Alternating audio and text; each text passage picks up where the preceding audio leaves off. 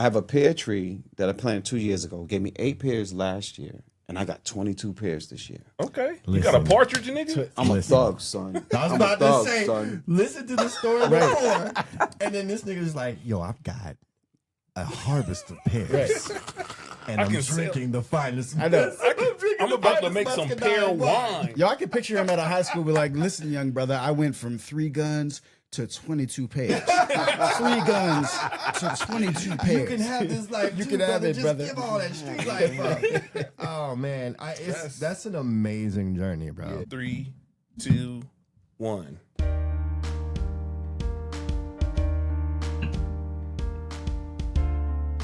Jay Ward, can you pass me that Carolina Red? I can. Yo, what up, what up, what up, what up? We are back with another episode of the PoetUp podcast. It's your boy Mal Chi in the building, the place to be. Getting started late on a Tuesday. What up, Ward? Oh, you started rapping already. Go ahead, because wait till you get to me. Wait till you get to me. Can I tell y'all a life event? Do it. All right, so I've developed this snobbery, but it's a weird one. Just now developed? Yes, Okay. I've developed the salt and pepper snobbery. Ooh. Wait. You know how they have like the grinders, like the little grinders at like the supermarket or whatever. Well, I went and got the real deal, like some real deal grinders. Got the black peppercorn, Himalayan pink sea salt, and that's all I want now. The regular salt and pepper it don't work. Like you can't go back. You can't go back. You can't go back. And I feel like I've been thinking about this too. I feel like Salt and Pepper missed an opportunity. Their biggest song was "Push It," but if it was "Grind It," you get the double entendre. Okay. Yeah, Salt and Pepper's here, and we're in effect want you to grind it back. Yeah, you see what I'm saying? You get the double. So "Missed Opportunity" is still a great song. What's up, Blues? You have so much genius in you, and this is what you think about. So much genius, so much potential. I just wanted to say that this is by far the smoothest open we've ever had. This nigga over here, yeah, it's your boy Mal Chi, sipping on this Carolina Red. All right. Welcome to the PoetUp podcast. Ah, man, what is you doing over there? I guess that's what wine does. That's to what me, man. wine does. That's that wine, man. yeah. Listen, That's the wine. Every episode does something different. Listen, it's your boy Blues over here. We got one of Granny's boys in the building. You know, he's an innovator. He is a curator. Man, what doesn't he do? Photographer, videographer. He's put together a couple of books, put together so many shows. He does a lot of things, but the one thing that he did is brought wine to the PoetUp podcast. Sophistication, if you will. Sophistication, if you will. Everybody put your hands together for the one and only, my man, Jah Smalls. Coach Jah, if you will. What's up, man? I feel like I cheated. What you mean? What you mean? Like, was I supposed to make sure it was extra hard and it's not just the wine? Maybe. Nah, man. No, Well, you know what? The wine selection often is indicative of the character of the people we're bringing on. We ask people, "What do you want to drink?" And then you tell us, and we go, "Oh, that's cool," because oftentimes we never had it. Like, for instance, Ebony came and gave us what was it? A Jacksonville mimosa? What was it? Duval A Duval mimosa. Yeah, and it was supposed to be Hennessy and Moscato, but we didn't have Hennessy. Right. And So by we, I mean me. on the Jamal's a snob. so on the table, Jah, what we got, brother? What kind of wines we got here? It's Dublin, which is available everywhere. We're not advertising for no stores; they're not paying us. But yeah, it's Dublin. It's sweet muscadine, and it's not like terribly sweet, where it's gonna make you feel like I don't want to drink wine ever again. Okay. And it's an easy going kind of wine. So All right. Well, I'm gonna. You said this one is not as sweet as that one is sweeter than the Carolina Red. Let me try the Carolina Red since it makes Mal Chi like, yeah, Carolina Red. That's what we're doing today. Carolina. You know Red. it's smooth because it comes in a box. Yeah, it's smooth because it looks like fruit punch. That's just the nigga in me. So don't. Yep. So never mind me. So y'all see the bottles out, man. Jah, how you feeling, man? What's been up with you these days? Bro, how I'm feeling? I've got about 6 hours in the past 3 days. 6 hours of sleep. So I don't know how I'm feeling, or how I'm driving, or how I'm talking, or how I'm still awake. What's keeping you awake? I know you usually have your hand in a lot of pots, but what's been the biggest pot lately? That you've been cooking on? Oh man, I've been eating, sleeping, drinking this Black Charlotte project. Come on, man. Yeah. Goodness. I'll be honest. I had no idea we would be this far, this fast, and moving at this tempo. It is so much to be done, and I just call Jay every 15 minutes with a new idea, and Jay's like, okay, I'm going to talk about it. Just hold on. I'm going to talk about it in a little bit. Just hold on, because I've always had way too many ideas. Right. But, I mean, it's moving. It's doing what it needs to do, and man, I'm just excited. I love it. So, if for folks who don't know, the Black Charlotte Project is a poetic love letter, remembrance, reflective, all the things. You know, in fact, Ward, what is Black Charlotte? Black Charlotte is a way for us to remember our Black neighborhoods, our important events in Black history for Charlotte, and important people, important folks. It's centering the displaced. It's centering the voice before it's lost. It's centering the story before it can be retold, so that we can look at Charlotte as a blueprint for reclaiming all of our cities, all of our neighborhoods, in a country that likes to say that diversity doesn't matter, in a country that likes to say we can erase you and build from scratch, right? So it's a template for taking our voice back. It's a template for setting up a platform to make sure stories aren't forgotten. And you two basically executive co-produced all the things for this album. Where is this album born? I know we all got together at the Gamp, but even before that, like, where does this idea spark from? The original idea was that this was going to be a living exhibit.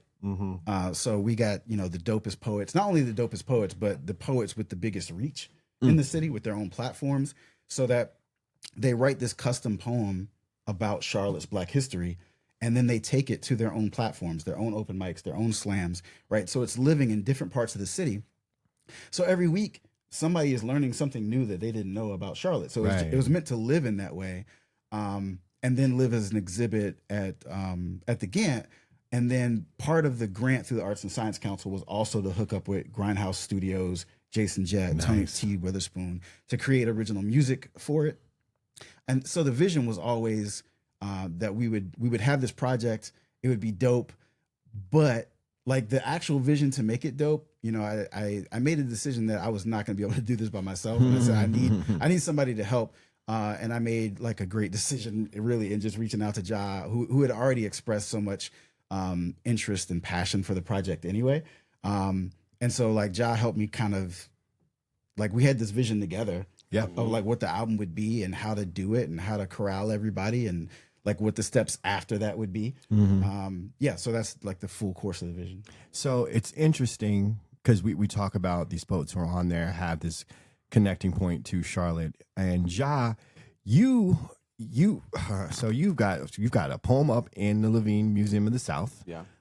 You've connected with Dorothy Counts on so many ways of honoring her with your words, but you are a New York City guy down here in the South, man. Tell us about young Jah in NYC before you're dropping words. Like what is your first sort of creative experience, and what part of New York are you from? I'm from Brooklyn. Brooklyn is Brooklyn in the house. Is there where's the air horns at? Oh, here we go. Brooklyn. Yeah. I moved to Charlotte in '97, and it wasn't a one-horse town, but I was like, I'm not going to be here long. Right. Like this, no, not coming from skyscrapers and bunch of projects, and your projects here are like just the neighborhood little community in New York City. Like, these projects are like, you don't even see them unless you're on them in New York City. And so it really took some time to get adapted, but I kind of fell in love with Charlotte. I kind of fell in love with the people I met, and it just gave a new spark of life for me. So I tried to bring the entertainment part of what I was doing in New York City here, which they was not ready. It was like, no, we're not doing any of that. So it was kind of rough initially. I had just finished up with some stuff that I was doing. Tommy Boy had faded out by this time. They offered me a demo deal there. Wait. Yeah. Back, Tommy Boy Records? Tommy Boy Records. So Because you was dreadlock. this was dreadlock Jah. Right. leaving out so many parts. You're leaving out so many parts. There's a locked up Jah, long locked Jah. Tommy Boy Records. So I'm assuming you rapped. I did. Okay, what was the rap name? Jahi the Impossible was my rap name. I was on some real conscious rap, and Jahi means dignity. Gosh, I could go into so much. My family were Black Panthers, Eventual Nation of Islam. And so we started this whole, they started this whole African ethnicity thing that was going on. So everybody started changing their names. Had a community center called the Brothers in New York City, my uncles. And so I had this sense of community for a long time. Right. My uncle, Lord Rocky, I'll tell you a story about that offline. I can't shit on. Lord Rocky was a gang member with the Roman Lords, big time gang in New York City, right? His son is a very well-known artist who I'm not going to mention until we get off of here, but that's actually his son that I'm just finding out. Oh. Breaking news. They had such a stronghold on the community we were in. A lot of people were fearful of them. Wow. The guys who actually got me introduced to Tommy Boy were gangsters. So I don't know if they strong-armed their way into getting me a demo deal. Yo, you're going to make my little man a deal. That's basically how it was. And so it was kind of you're going to sign this as a promise for this thing to happen. Right. But I'm from the streets, bro. Like that, you can't scare me into signing some shit. So that's how come the Tommy Boy thing never went through. I didn't have the confidence in them being my manager like that, but it's probably a smart move. I was about to say, I mean, probably. we saw what Tommy Boy did to De La Soul. Right. We saw what Tommy Boy did to, all the rappers. I ain't even thinking about Tommy Boy. I'm just thinking about some gangster niggas be like, yo, you gonna sign this or some shit gonna happen. But that was regular though. It was regular, but you had enough street smart to be like, first of all, I'm not signing nothing, but also I got my eye on y'all, man. Y'all not about to Suge Knight the shit out of me. Nah. So you didn't do the deal with Tommy Boy. But you're still rapping, you're still in the streets. And it was only a demo deal. Just to be correct. Like they wasn't offering me like a single deal, which made me believe that it was a little more to it. And it might have been, we're gonna put up this money and let Tommy Boy front it. However, for me, I wasn't comfortable. Right. Like something was like I feel like Biggie. I had to have my Roscoe all the time. That wasn't gonna work for me. Right. That's why I kind of shied away from that. Yeah. And so then I went to work for the rec center. And when I went to work for the rec center, it was history. Like everybody knew me then. I was somebody. I coached 13 under basketball. That's why I love basketball. 13 and under. And I had to get 2 teams because we didn't have enough to be in a tournament. So I had 2 teams in 2 different tournaments. One of the teams that I coached, they beat Omar Cook. Oh wow. Now, he came back and tore them up the next time around. Yeah, but he said it won't happen again. Yeah, it won't happen again. So, and if I'm not mistaken, he got in foul trouble. Right. That's what it was. But I had a guy, Brandon Spetta, lefty, oh my gosh, incredible, who ended up, as good as he was in basketball, getting a full scholarship to play baseball.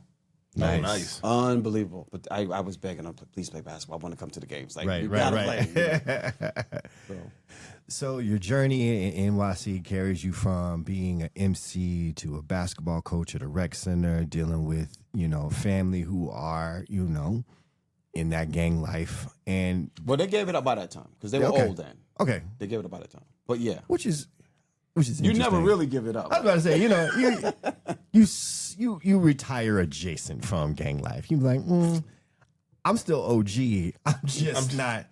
I'm just not out here like I'm not finna fight with y'all. Like I'm not doing that. I'm quicker to call my alderman before I call the police. You know what I'm saying? That's the kind of OG shit. Be like, I'm gonna call a political figure. So you're doing all those things, and at what point do you say, it's time to make a change? Just location wise, and like how do you end up here? But before you answer that, this question we usually ask: do you remember the first poem you wrote, and why did you write it? Oh gosh, The very first poem I wrote was to someone who I should not have been in love with, and Tracks on brand. Yeah. it was actually the way I love you is what it was. Now, ask me to remember it. I don't remember. No, we don't. But We don't do poems. she on this. has good. She to this day still has all the love letters and poems that I wrote her to this day. Oh, she waiting on you to It's blow leverage. up. Leverage. She's going to use that against me because she won't give me anything. She won't even let me look at it. Like just Like, dirty. nah, I'm not doing that. So the reason why we ask that is usually when someone answers it, it's usually that, and it's usually about either this girl or this boy, and it's generally something stupid. It's generally something stupid, and we're like, this poem is gonna make you love me, and then years later, be like, if I can find that poem, I'd burn it. I'd burn it. All right, so. You've written your first love poem, and you've journeyed through life. What gets you down to Charlotte from Brooklyn, New York? That's a big change, man. It is a big It's change. a big change in '97. Like it wouldn't be as big a change, I think, now, right? Yeah. Being what Charlotte looks like, but in '97, I remember exactly what Charlotte looked like in '97. There was probably trees right where we're at right now. It's probably like This neighborhood's kind of Okay, here, okay. but that road, No, right yeah, here, that road yeah, does not yeah, exist. doesn't exist. No, and barely the road to Chambers High School is very heavily wooded. Yep. Those houses don't exist. Yep. There is no Target. There is no Walmart. There is no. There's a IKEA and all that. There's stuff a is out there. JR Crickets. No, not JR Crickets. There's a.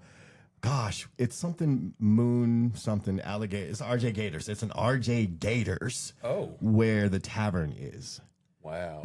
There's no Home Depot. There's no Lowe's. There's no Starbucks. There's no Crunch Fitness. There was a movie theater where the Harris Teeter is, but it wasn't that strip mall. Woods. As a matter of fact, from the time you get to maybe where 85 is, that's where W.T. Harris stopped. That road's not developed until 90 something. Really? So all the way back to North Lake, Gone to woods. the woods. Wow. Wow. So 97 looks very different in Charlotte. And you come down here from Brooklyn, New York, and I will give you this, some country ass shit. Blue's giving away the location. Yeah. Oh, sure. Right, we're gonna triangulate where Small lives. Right. You'll never find this place. You can try. You'll never find it. If you find it, Toya's got attack birds that'll fuck you up.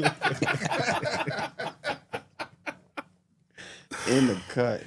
So what is that? What is the thing that gets you down here into Charlotte in '97? Wow. So let's go back a little bit. My girlfriend at the time was going to a local high school, Maxwell High School, and she came home screaming, crying one day, and her uncle was like, "Yo, he called. You need to come next door right now." And she said that there was two guys in suits who climbed over the seat where she was in an auditorium and sat next to her and showed their guns and said, "We know who your boyfriend is, and you tell him we're gonna get him."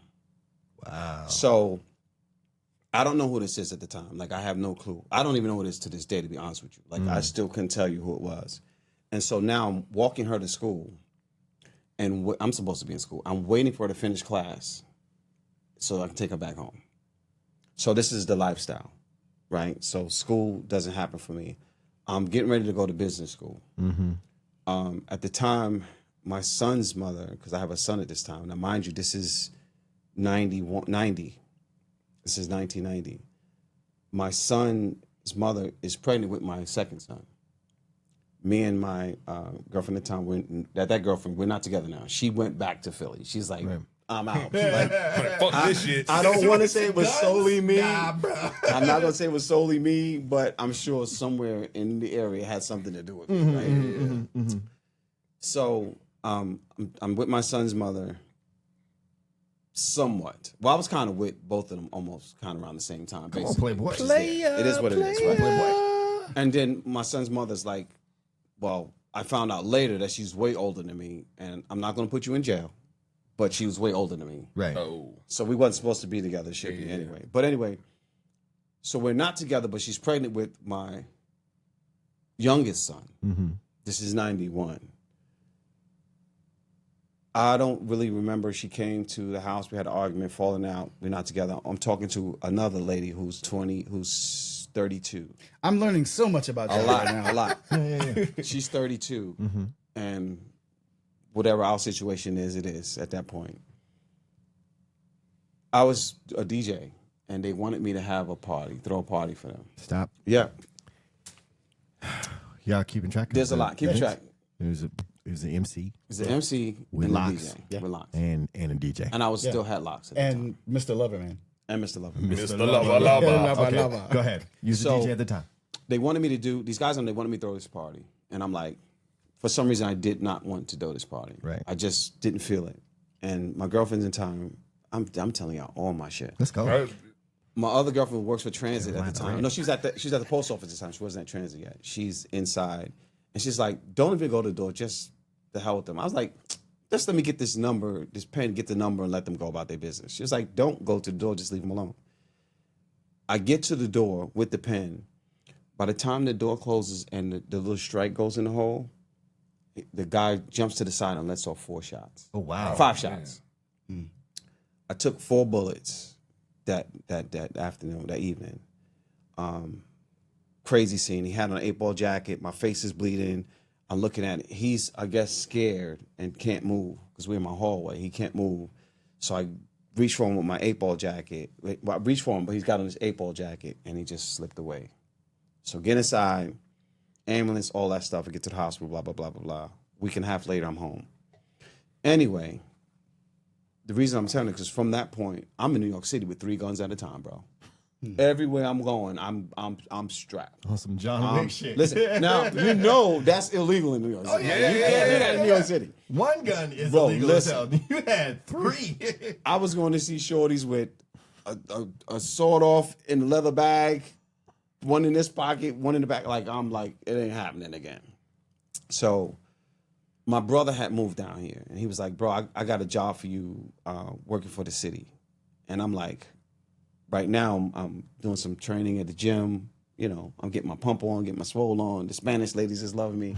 Why do I want to give this up? Right. And I went home and I put all 3 of those guns down. And I'm like, nah. So I called my son's mother. I was like, listen, here's the deal. The only way I'm going is if you go to your family in Fayetteville with my boys, because I don't want my boys in New York City without me. Right. She agreed, but she lied. She didn't come. She agreed to come, and then I left. And my first job here was working for the convention center uptown. Okay. And that is how I ended up in Charlotte. I So- was like, either go to jail or die. It was going to be one or the other for me. And I'm like, you know. So you're Wood Harris from Paid in Full. Yeah, how about that? How about that? How about that? Except they were just taking equipment. I didn't have a lot of money.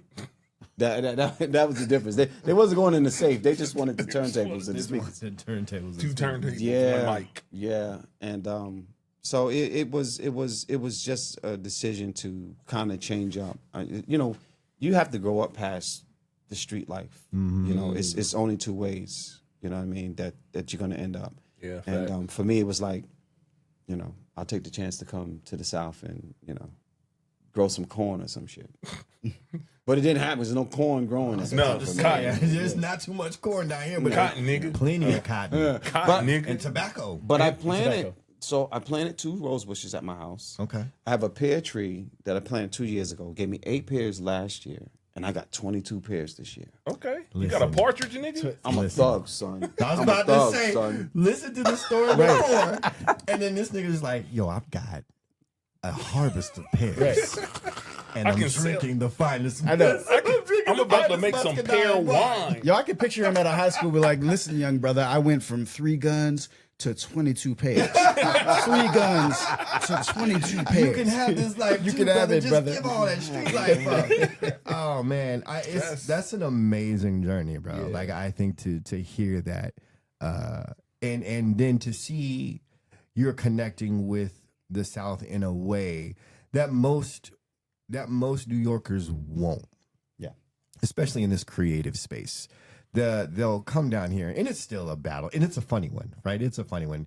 New Yorkers be like, it's so country down here, and then Southern people like, go back home, nigga. And they be like, no, nigga, there's so much land down here. I'm gonna still complain, son, but I'm not leaving. But for you, you came down here and found connection with community and are making impact. What and I'm asking this specifically, what were you getting? What was the first creative entrepreneurial thing that you were trying to do when you came down here? Here's another thing y'all gonna learn about me today. The first thing that I've done, I did a fashion show for PAP that runs the House of Africa. If y'all go there, I'm all in his pictures from the first one he did at the Hilton uptown. And so from after that show, because I did some modeling in New York before I moved here too. So we got to add the model. All right. MC. Yeah. Headlocks. Yeah. DJ. Yeah. 3 guns. Yeah. Shotgun. Yeah. Lover. Pairs. Lots of pairs. Pairs. Lover. Model. Okay. Continue. Here's the fly thing about that, right? So I model for Lachey models and Mecca models. And Those my are boy, very black. very black. Like modeling. My boy Lacey is in Florida now, still doing his modeling thing. He just moved the whole shit to Florida. Damn. And he's doing it down there big. I'm like, yo, bro, I need to get back on and walk. And he's like, yo, come on down, I got you. But it's the transition that changed. Bro, I walk. Like, that's what I do. Like, that's what I do. Wait. What? I feel like we can move the cameras back. I want to see the runway Yo, ain't no walk. thing. This is what I do. Like, I want to see the runway walk. This is what I do. I want to see the pivot and turn. I got you. Fix the cameras. I got you. Don't worry about it. I got the pivot and turn. We can't. I had to step to the side. Trust us, PoetUp fam nation. We gonna get that walk from Jah. Listen, I'll get that Jah walk, bro. I'm featuring at JC's Thursday. Come to JC spot. I'll do it Thursday. Holy shit, we're gonna I'll do get it Thursday. Okay, got you. Y'all got it. I'll do it Thursday.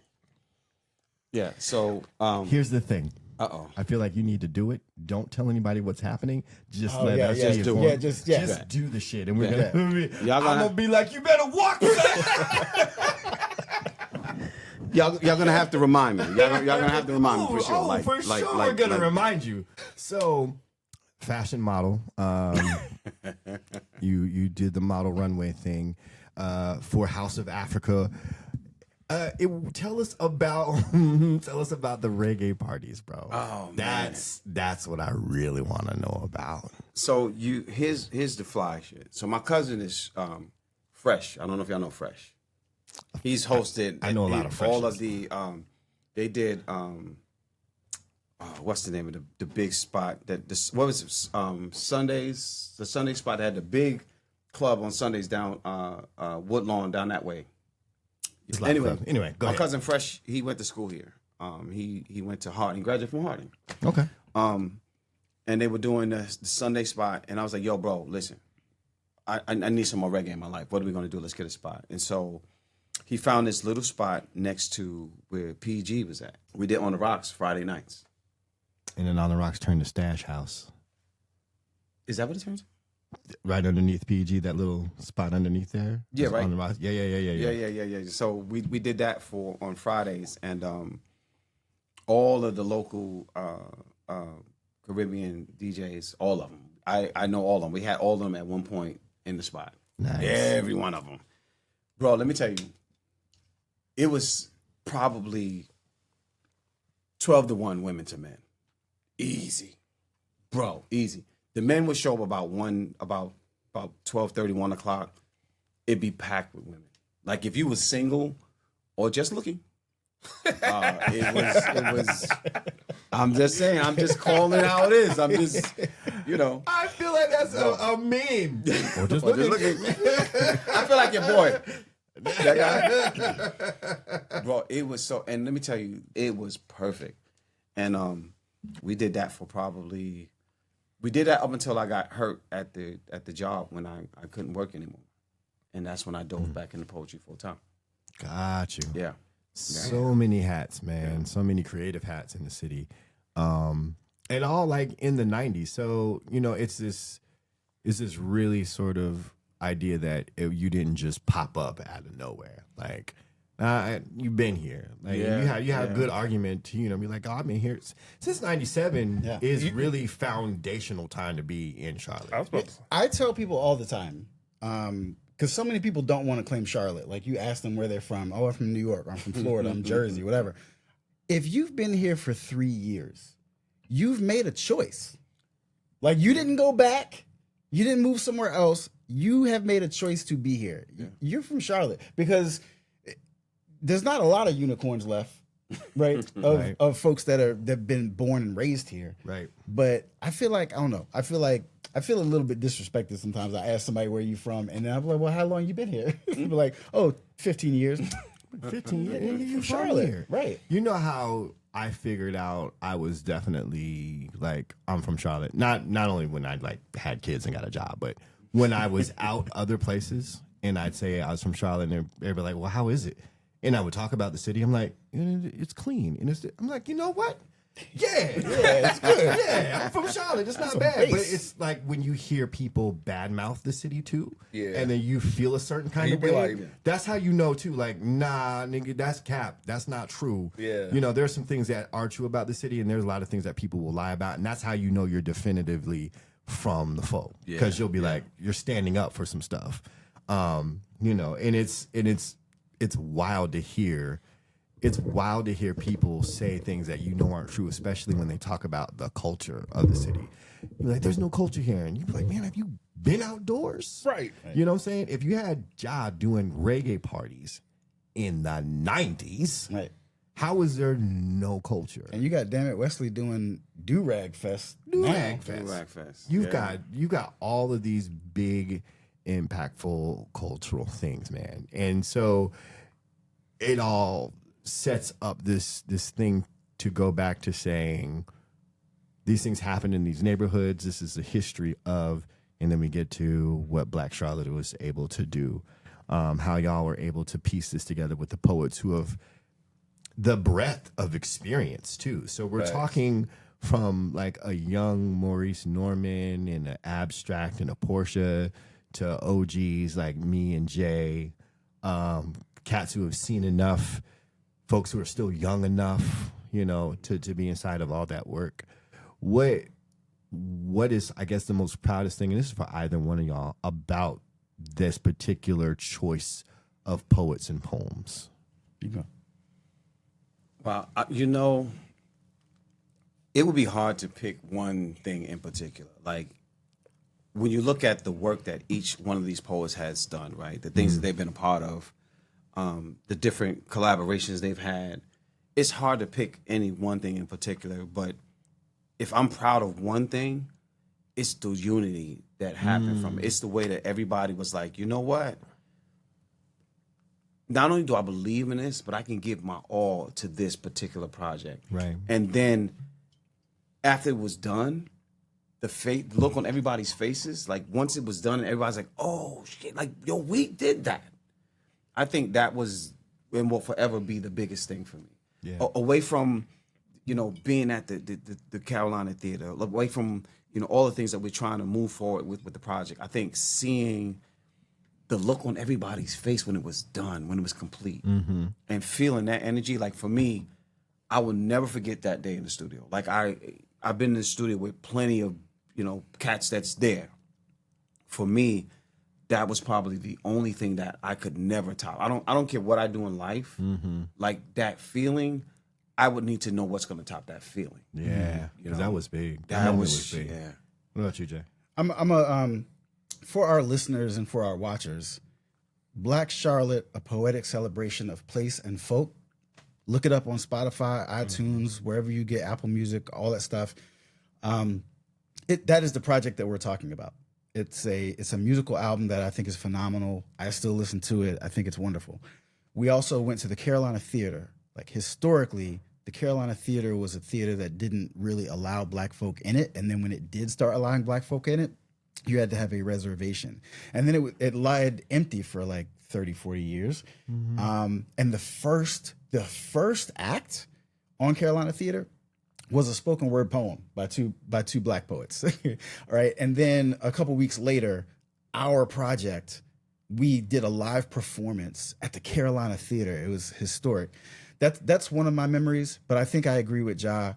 When we had the listening party and everybody had heard their own individual parts, but when we all sat down and listened to what the project sounded like, song by song, and everybody was celebrating each other, everybody was celebrating what we did.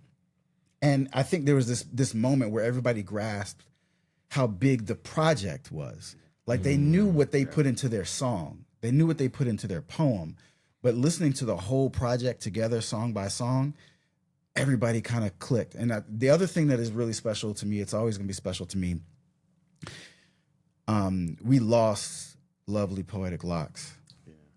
This was the last project she was on. And anybody that goes back and archives and researches the projects that Lovely was a part of, Lovely put her all into every project. She put her all into this project. And I was on the song with her. Mm-hmm. And she corrected you too. And she corrected me several times and made the song so much better. It was hilarious. It was hilarious. You were on the other side of the booth. Yeah. For me, it was like, ooh. Because I was standing beside her. We were both in the booth. And like she did her part, I did my part, and there was a part that required me to sing, and you know, I'm doing my best. Mm-hmm. And as soon as I finished, she was like, "I rewind that back. I'm gonna do this. I'm gonna sing. Let me sing." And she did the singing part. She also like threw some really dope ad libs in there. Mm-hmm. Like the song is so much better because of her energy and talents and vibe and her insistence on saying what needs to be said for the betterment of the project. Yeah. I will always remember those things. Yeah. That was such an incredible feat. And I think that's the thing when we talk about these connections and impact. Jah, you've seen enough in two different cities, you know, and that experience carried over into helping curate and craft this project. And of course, Jay, you've been around this writing stuff enough to know how to edit a thing together, right? And make it into something beautiful and tangible and palatable to the ear. Do y'all think that this project, Black Charlotte, do you think it should win a Grammy? Like, where y'all feel about that? Absolutely.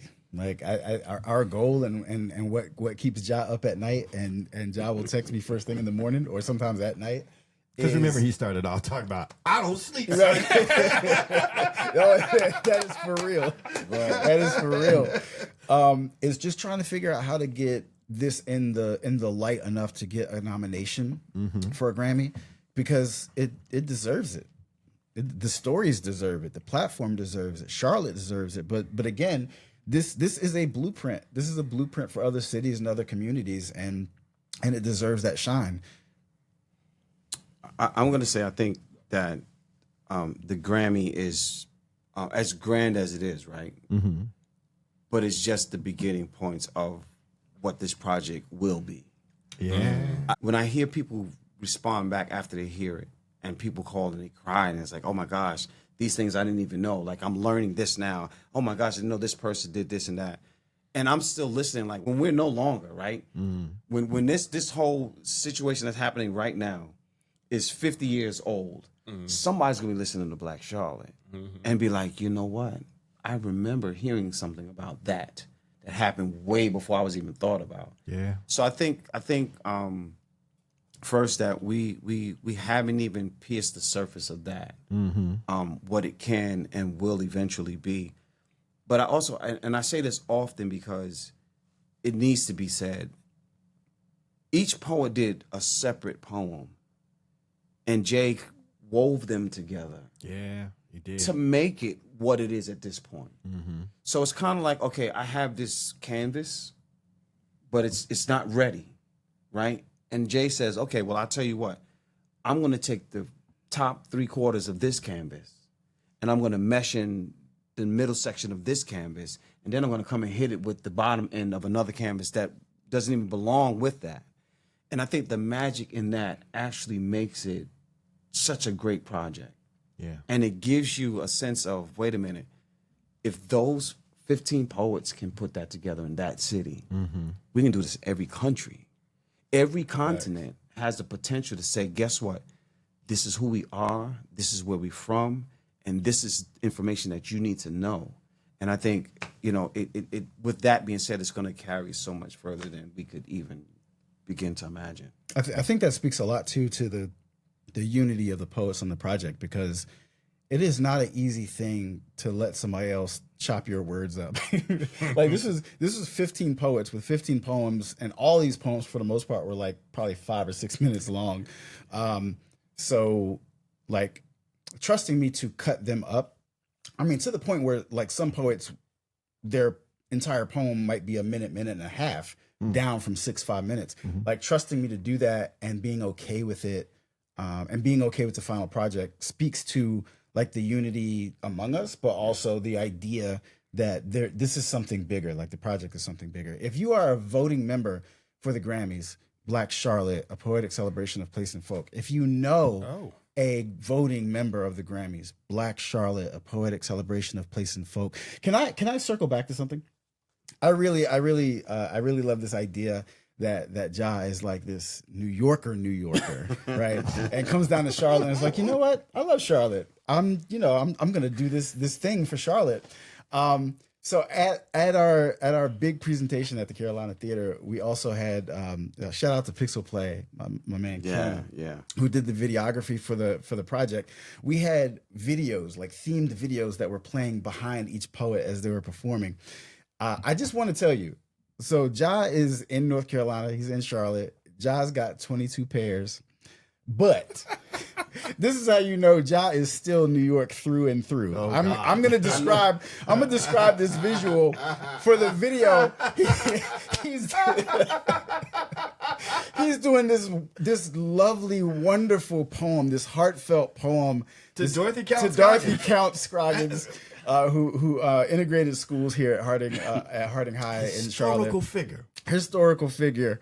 And they got this slow shot, this one shot that's following he's following Jah walking through Harding High School. Boom, boom. He's following the feet.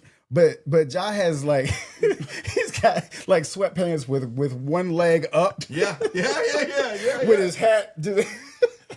So it is the most New York thing. He is. It's like, yo, you need to know about Dorothy's Crown Scoggins, son. You want to know what's funny? You know what's funny? What's funny about it? Check this out. So when he started filming, I said, wait. And I actually pulled the leg up. He's like, hold up. Make sure you get this. Jah was like, I got to get back to my New York roots. I got to get back to my New York roots. That's crazy. Dude, that gives me... There's two things I wanted to say. I'm going to get to you in a minute. Jah, moving down here, speaking of being a very New York kind of person, what was one of the debunked myths about the South that you figured out when you were down here? You'd be like, oh shit, I heard a lot about that, and it's not true. So a lot of the myths that people would talk about, I already knew were untruths because I was here. Now, one thing that I did that I will mention that was a thing that a lot of Northern people figured or thought was because of the language, the way people in the South talk. They always thought people in the South were uneducated. Right. But in fact, I know more people in the South that read way more than people in the North. Facts. And have way more an extensive kind of education that we take for granted because of the slang. Right. Yeah. I'm never going to be able to say finna correctly. Listen, bro, it sounded real suspect when you just said it. I'm never going to eat souse meat and pig ears. I'm never going to eat that. I thought that they actually did put pork in everything, which would include Frosted Flakes, and that's the shit they used to say in New York. Oh, you put pork in your Frosted Flakes. But a lot of the only thing that we knew. Or we would say in New York City about people in the South, there was two things. And it's not true for everybody, but it's true for a lot. That a lot of cats that are born in the South always make a competition with cats that come from New York City. I've always had that. Playing basketball for certain, and I bust their ass real quick and shut them up. But playing basketball, freestyle, rhyming, and everything, all that was always, this is how we do it in the South. And that was always the thing that we always felt like that we knew was always going to stand somewhere in the South. Right. Yeah. Right. Can I divert us just for a moment? What'd I do? No, you didn't do anything. I just want to tell. Can I tell a story? Of course.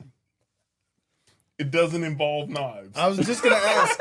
I was literally just gonna That ask. was at the top of my list. Now I'm really intrigued. What are you gonna say? Okay, so when I was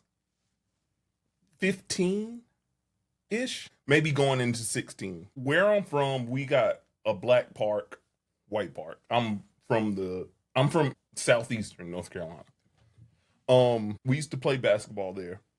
So in the summer, when I was like 15, we were playing ball in the park. There was a guy from New York. His name was Johnny Scott. Cool dude. I like he could ball, he could hoop. His cousins came down to visit him and his family, right? So we're in the park playing ball. I know where this is going. The cousin is like 22, 23. I'm giving him work. We're playing a game to 12. I got 10 points. I'm not talking anything because I'm a kid. But there's this dude named Junebug. Oh God. From Southport. And Of he's course. talking mad trash to the guy. You can't guard him. He's a kid. He's killing you. Oh God. Like he's giving this guy the work. God. So much so that the guy goes from the park that we're playing at down 2 blocks to where they're staying and gets a gun. Yeah. I knew it. And, I knew it. and comes back ready to shoot everybody at the park, not realizing that, sir, you're in the South. Everybody at the park got a gun. So like nobody's like Nobody leaving. left to get their gun. It was already here. And oh God, I'll never forget this. When he came back, he had, I'm sorry, Jah, he had an oversized white tee, had the gun under the tee. And like just kind of like pressed his shirt against the, and he was like, I might be far from home, but I'm never far from the chrome. He did not say that shit. I promise. He did not fucking say that. I promise. Oh my God. I promise. Did Junebug clown on him even harder? He did. Yes. He did. And nothing happened because Johnny, like, he knew all of us, so he de-escalated. But that always stuck with me as a thing with dudes from the New north. York. I have a big question for you, really quick. Okay. Do you remember what part of New York he was from? Oh, You're gonna say it's from Brownsville. No. That sounds like Brownsville a would have shot you. Brownsville Right. That sounds like a very Bronx thing to do. I don't No. I don't know. He was from Queens. That might be. He was from Queens. That might be because you know what, Johnny's family was from Queens. You're right. I'm telling you. I believe. Yep. I know. Listen, let me tell you. If he was from Brooklyn, he probably would have snuffed you and would have been a big fight, right? If he was from Brownsville, he would have stabbed you, even though he had a gun. If he was in the Bronx, somebody was gonna die. I guarantee you some Queens. This is because Harlem cats, and I want to be clear. It's thorough cats everywhere you go. I learned that. facts. It's thorough cats everywhere you go, right? It's some thorough cats in Harlem. Harlem cats only want to look good. They not unless it's about some money or a chick. Harlem cats is always gonna want to look good, so they're not gonna do all of that. If he's trying to do all that extra stuff, more than likely he was nobody in New York City. Message. Any cats that come down here and they be acting all tough, I'm from New York, they were suckers in New York City and they trying to be something down here. Yeah, man. Thorough cats don't walk like that. The one that's quiet, leave him alone. Right. The one that's doing all of that, you can smack him. The beautiful thing about black folk is that we're definitely not like monolith. We show up in so many different ways. Right. And it's so different. If you can learn to appreciate where someone's from and the authenticity of where they're from, Facts. then you can love that shit. Like you Yeah. can love that shit. I think that's why New Yorkers don't want to leave. Like they won't openly admit like living down here is kind of cool. It's less stressful. It's the same reason I love going to New York. The convenience. Yeah. Nigga, Yeah. the train? I don't have to drive anywhere. Nowhere. I don't have to drive anywhere. Yeah. Subway train, Yeah. 20 minutes and I'm 25, 60 miles away, I'm on it. Saw my first cat rat in New York. Yeah, y'all can have that though, cuz y'all can have every fucking rat. Y'all rats are big as shit. I was used to that already in DC. Oh yeah. And intelligent. You want them to be big. Yeah. Your rats are smart. And they're not scared of you. They're not They're like, scared what? of you. Wait. What'd you say, nigga? Bro, I was walking down a street in DC one time, and I thought, I was considering myself like walking tough just so that anybody seeing me wouldn't try me. And I looked up, and That's such a light skin. I know.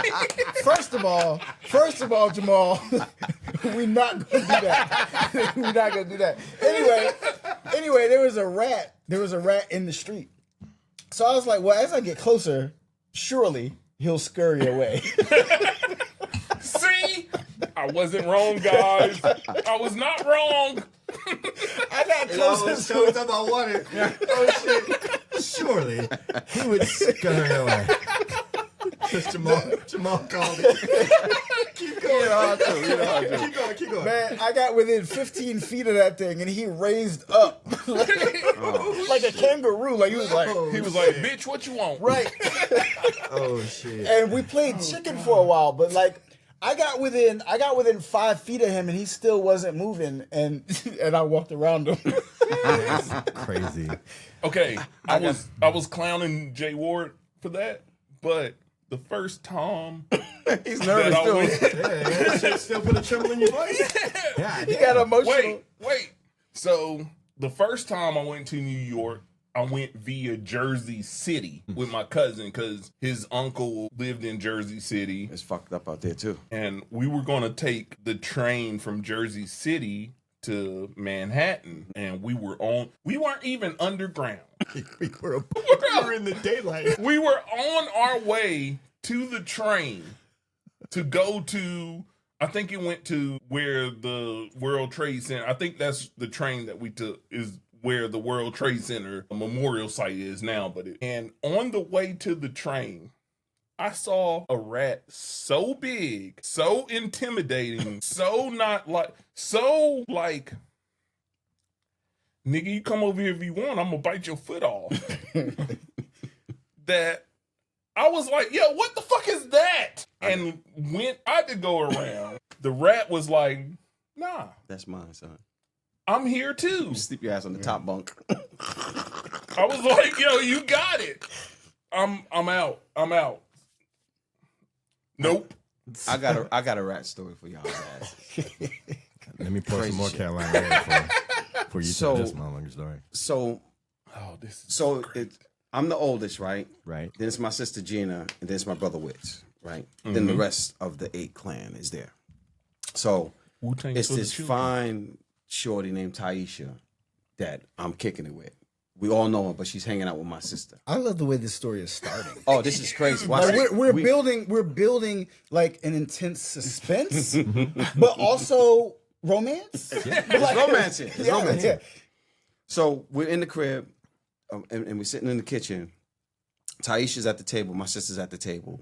My mom's not home yet. So Okay. the conversation's going back and forth. So you know how it is. You Yep. have to change your shirt because it's a shorty in the crib.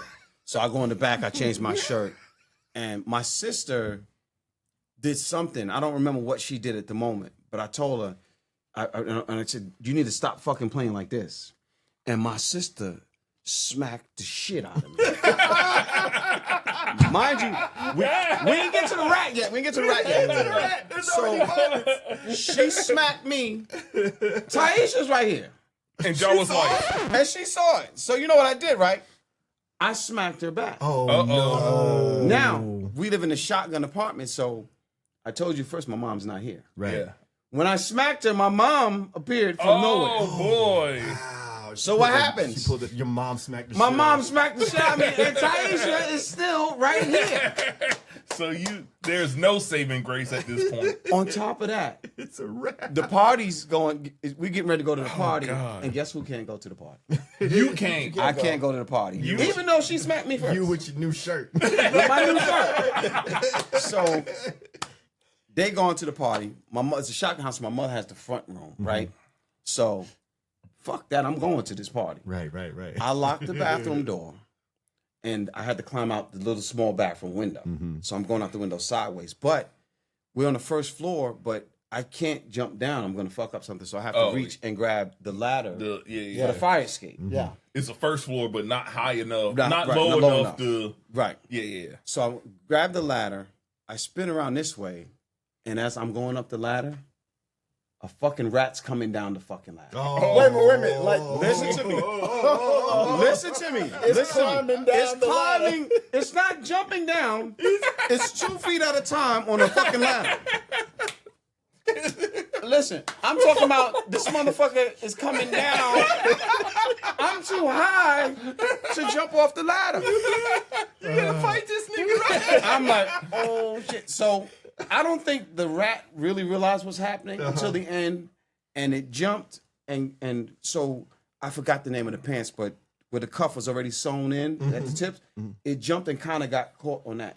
So now So you got cuffed. and I can't scream because I'm not supposed to fucking be out here. You're supposed to be I'm outside. shaking and shit. Oh wow. The rat finally fell down, ran off, and I had to go upstairs and to the roof to go to the next building to come down.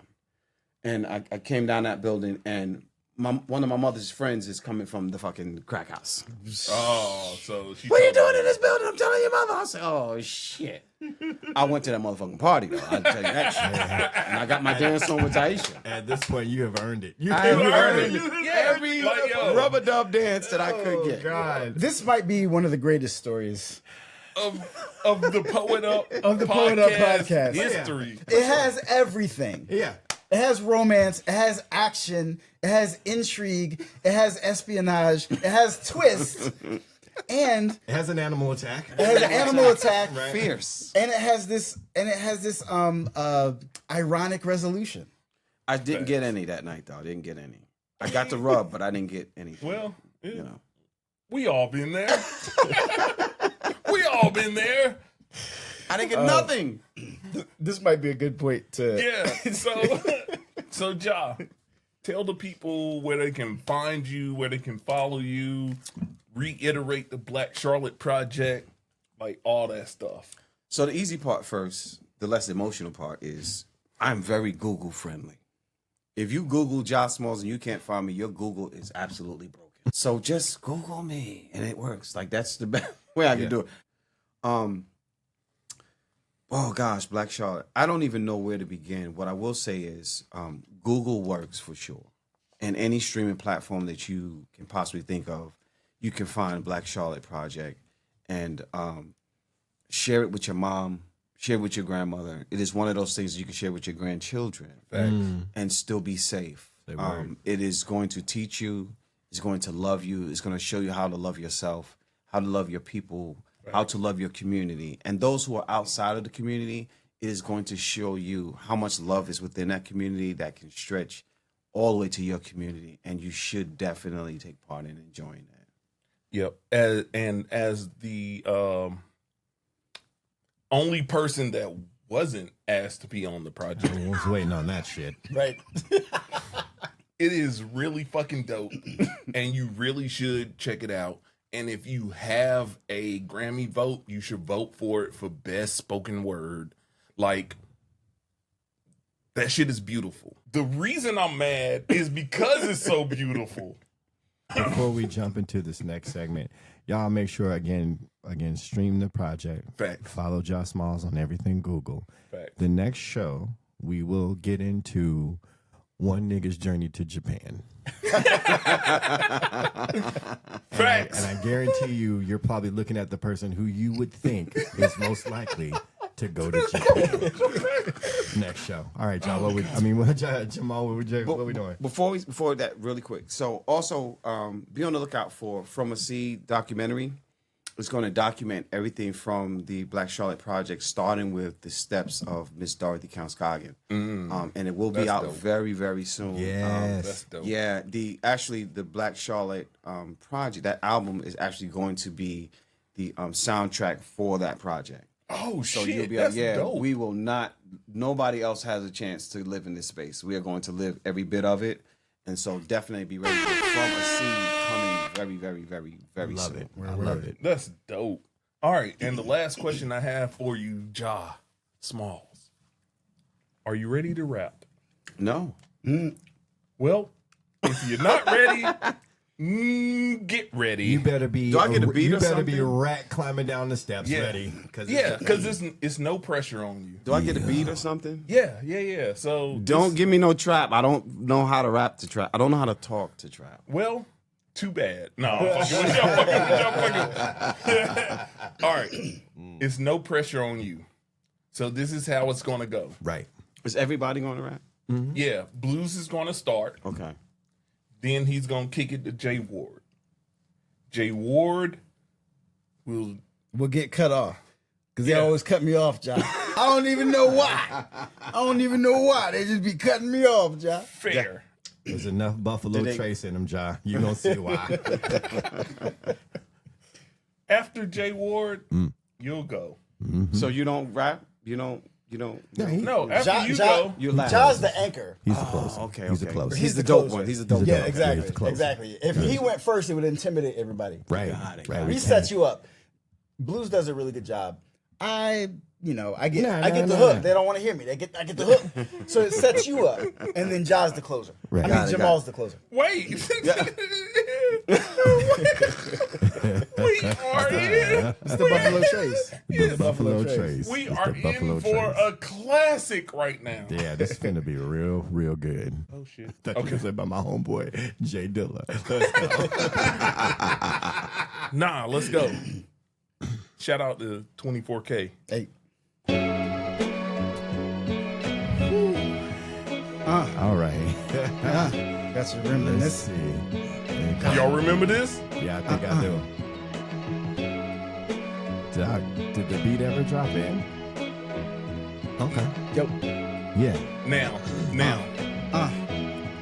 Let's go. Okay.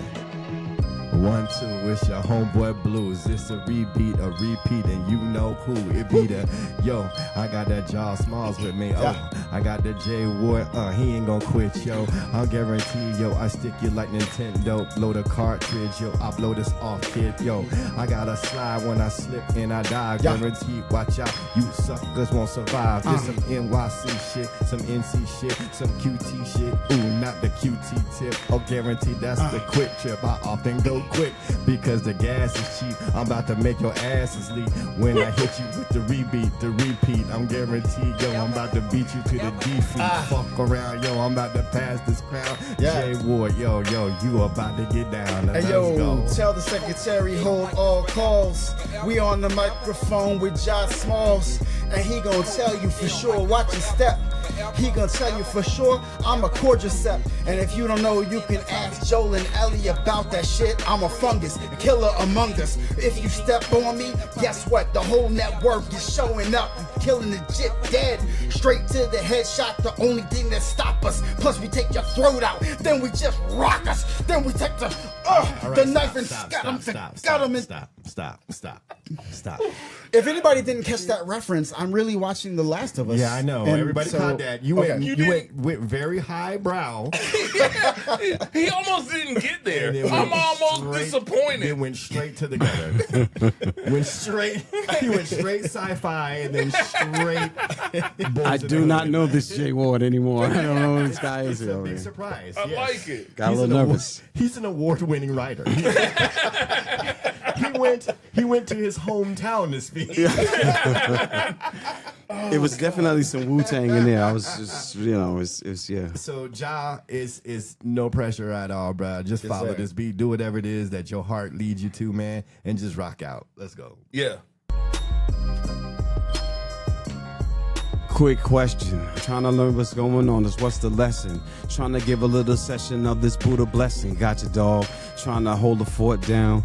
Understand this how we feeling, how it's going down. We on the podcast, pulling it up, getting it up, sweating it up. Shorty coming, gonna rip it on up. I'm trying to give you a little taste of the flow. So all your little Maybe you can understand how it's going down. I don't need a fan, cause I don't need a clan. Don't need to call my mans if I do. We bringing it the Brooklyn way, the Crooklyn way, the show. All the hoes cats don't play, so maybe they gon' stop me. Maybe they gon' let me flow. It doesn't matter. I'ma let this whole shit go. Slip slide, get it on the riff side. Coming on, we getting on. That's how we doing. Jah in the building, y'all, trying to make this smooth session go. Here we go, Molly Mar. Come on with the flow. Let's get it. Okay, Jah, Wait. Let's get it. I don't know when the last time I did that shit. Yeah. Like you never Jah, he in the building. Yeah. That's what I'm talking about. All right. Shit. Malchi. Well, we almost out. Nah, fuck that. The right. Oh shit. Okay. He changed that tune real quick. We almost at it. All right. Yeah. Here we go. Yeah. Well, the beat's about to run out, so I don't want to hype it up too much. But Jamal is the best freestyler I ever seen. When the beat come back, he gonna bring it in real clean. Let's go, Jamal. is he? Cause the beat's really about to run out. I'm not joking. You like Chappelle? Like, turn on my headphones. It's really Turn on my about to- headphones, son. It's about to run out. Look at this. It loops. So shout out to all our listeners around the world. man. Where are our listeners at this time, bro? So basically, you're saying I went too long. No. This is thing. This is Yeah. out. This is out. Yeah, This is out. I never freestyle. That's crazy. I just shout out. So every time I watch this show, and I'm gonna post it and say again, no freestyle. I like it. Shout out to our listeners from the United States of America. All right. What up? Oh, I forgot to tell y'all. So our host changed the way we can see who listens. Okay. So I can't do individual states and stuff anymore. Just whole countries? Ooh, Just countries. the whole country. Oh, wow. Yeah. We're gonna assume Shout out El Salvador. that Atlanta is one of the states. Okay. So continue Okay. and just add Atlanta in. All right, I'm with it. Shout out to the U.S. All right. Shout out to Puerto Rico. Oh. Shout out to Germany. Okay. Shout out to Canada Hey. and Atlanta. Hey. Shout out to Australia. G'day, mate. Shout out to Ireland. Yeah. Shout out to Malaysia. Yeah. Okay. Shout out to Russia with they warring ass. All right. All right. Da. Shout out to the UK. Yeah. I'm trying to think of it. In it. All right. In it. Yeah. In it. Shout out to Brazil. Yeah. All right. See. All right. Shout out to white ass Sweden. Damn. Sweden took a whole shot. Right. Go and That was an uppercut too. Oh, my What did we bad. do? Shout out to white ass Spain. Damn. But I'm not even. Shout out to Qatar. yeah. Okay. They not white. They gave that fucking felon a whole plane, but let's keep moving. Yeah. Shout out to Sorry. Slovenia. Slovenia. All right. Shout out to white ass France. Come on. Bro. We still got a Ukraine listener, y'all. Yes. Yes. Shout out to Hanging there for real. Mexico. Mexico. Yeah. Shout out to white ass South Africa with they With their refugee The ass. refugee asses. Take your ass back to Africa, nigga. Right. shout out to Romania. Shout out to Bulgaria. Yo, we're doing good with the Slavic countries right now. Yeah. We're doing good with the Slavic countries. And then we're gonna change it up to shout out Singapore Yeah. because they think they're Slavic. But shout out to Wait a minute. Wait a minute. shout out to Hungary. No, I'm sorry. Thirsty. Hungary. Oh, thirsty. Shout out to Kenya. Yes. Thank you. Shout out to Iran. Yeah. Yeah, I guess. Yeah. Shout out to Senegal. Bro. Shout out to New Zealand. Yeah. Shout out to Latvia. Yeah. Dr. Doom. Yeah, Dr. Doom. Shout out to Morocco. Okay. Shout out to Belgium. Bro, I'm loving this right now. Oh, well, you're about to not to. Shout out to Switzerland. But why would I not? Why would I not love Switzerland? Oh, I thought we were being racist. To all of our white international friends, we are not a racist. joke. It's just It's a joke. it's just. The Carolina. It's a joke. Don't ever bring us back here again. Shout out to Ghana. Oh God. Shout out yeah. to Macedonia. Yeah. Coming from the early 2000 BCs. I got some history in there. Shout out to India. Yeah. Shout out to Finland, Yeah. Austria, This is great. feudal Japan. Not feudal Japan. Bro. Shout out to Samurai. Okay, we'll get into that in the next episode. We'll get into that in the next episode. Appreciate y'all for watching. Love y'all. Yeah, and we out, and we out, and we out. Bro,